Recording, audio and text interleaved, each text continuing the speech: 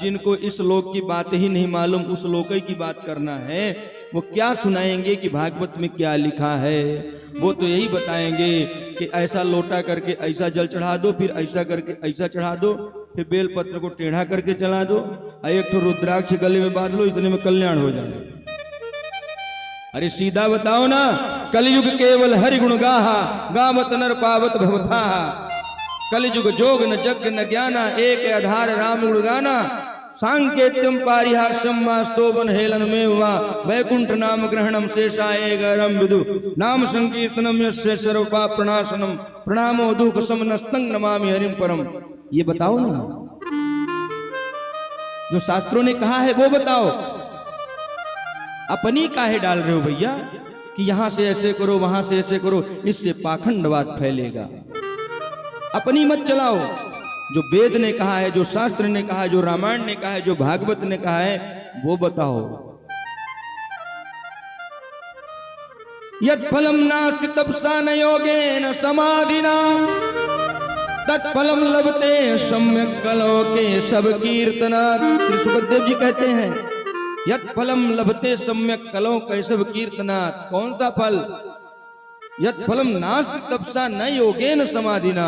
जो सतयुग त्रेता में योगी से, समाधि से, तप से, यज्ञ से प्राप्त होता था, वो फल कलयुग में कलौ केशव कीर्तनात्, भगवान के कीर्तन से, भगवान के भजन से प्राप्त होता है। ये बताओ। गले में घंटी बांध लेने से किसी की मुक्ति नहीं हुई आज तक, बताओ किसी की हुई होगी? आज सत्य बोलने वाले का ही गला काटा जाता है। आज समाज को सच बताना भी दूभर हो गया है। लेकिन व्यासपीठ अगर डर गई, व्यासपीठ भी अगर झूठ बोलने लगी, तो फिर सनातन धर्म का तो फिर हो गया कल्याण।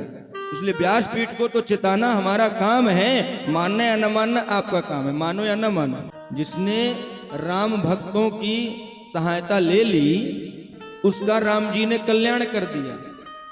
और जिसने कहा कि राम जी काल्पनिक हैं सुप्रीम कोर्ट में, भगवान ने उस राम जी ने उसको ही काल्पनिक बना दिया। अब इतना तक कि लोग पप्पू पप्पू कहते हैं, घूमता रहता है करके।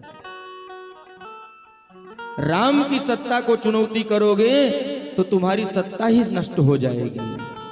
इसलिए जरूरी नहीं है कि तुम राम को नहीं मानते तो ना मानो, कोई बात नहीं, लेकिन राम को कभी चुनौती मत देना, क्योंकि राम को चुनौती देने वाला रावण नहीं बचा, तुम किस खेत की मूली हो। आज देख लो, मैं किसी का नाम नहीं लेता, हम सब समझदार हैं।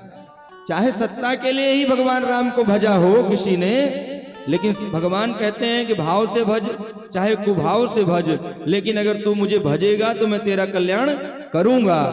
तो कुभाव से भजा हो, सत्ता के लिए भजा हो, लेकिन जिसने भजा उसको सत्ता मिली। और जिसने राम जी को काल्पनिक कहा, वो दर बदर कभी दाढ़ी रखाता है, कभी दत्तात्रेय गोत्र का ब्राह्मण बनता है, कभी किसी धर्म का बनता है, कभी किसी धर्म का बनता है, कभी बिंची बनता है, कभी पंडित बनता है, कभी गांधी बनता है, कभी कुछ भी बनता है। तो लोगों ने कहा इसका नाम रख दो पप्पू। भगवान की सत्ता को कभी चुनौती नहीं देना चाहिए। नहीं मानना है मत मानो, लेकिन कभी आपके पिता का हम सम्मान करते हैं तो आप मेरे पिता को गाली दोगे? अगर आपके पिता का हम सम्मान कर रहे हैं, चलो आप जिस भगवान को मानते हो हम भी उसका सम्मान करते हैं, कोई बात नहीं।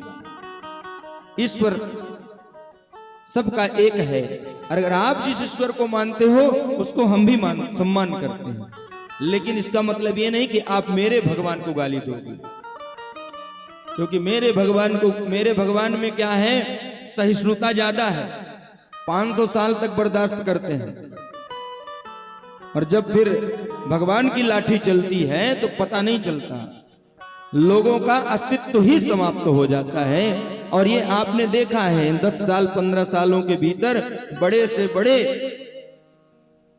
जो अपने आप को इस देश का ठेकेदार समझते थे, उनका अस्तित्व ही समाप्त हो गया। घूम रहे हैं इधर उधर, कुछ का तो कल्याण हो गया, कुछ की गाड़ी पलट गई, कुछ जेल में ही समाप्त हो गए। कुछ को तो पत्रकारों ने ही समाप्त कर दिया। बोलो रामचंद्र सियावर की जय हो गया।